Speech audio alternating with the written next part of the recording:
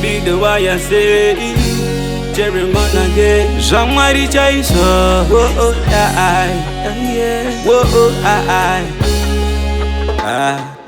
Shopenya ndizvinzwisise ndashaya kuti ndoitase ini ndovimba nashe pfugama unamate ndachema mwenje ngaubake uchifema Mwari ngatsvagwe upenyu hwako ngaunake naJehovha manake imwe yawaitengwa nemari zvimwe dai pasi pano tisipo tirega kuchema nyarara shamwari mazuva ekurarama wangu wanza rudo imwe yawaitengwa nemari zvimwe dai pasi pano tisipo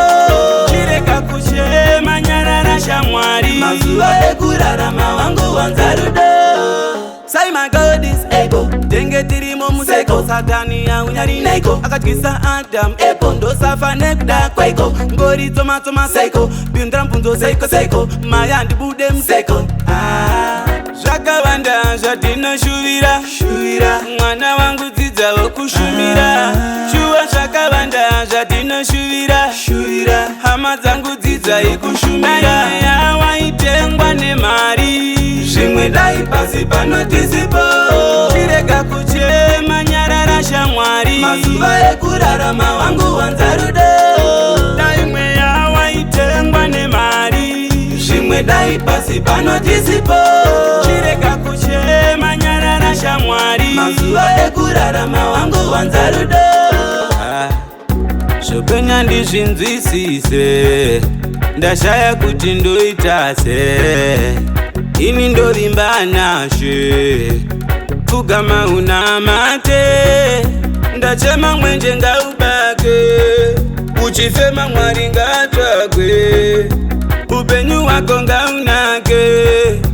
naJehovha manake imwe yawaitengwa nemari zvimwe dai pasi pano tisipo tirega kuchema nyarara shamwari mazuva ekurarama wangu wanza rudo imwe yawaitengwa nemari zvimwe dai pasi pano tisipo tirega kuchema nyarara shamwari mazuva ekurarama wangu wanza rudo.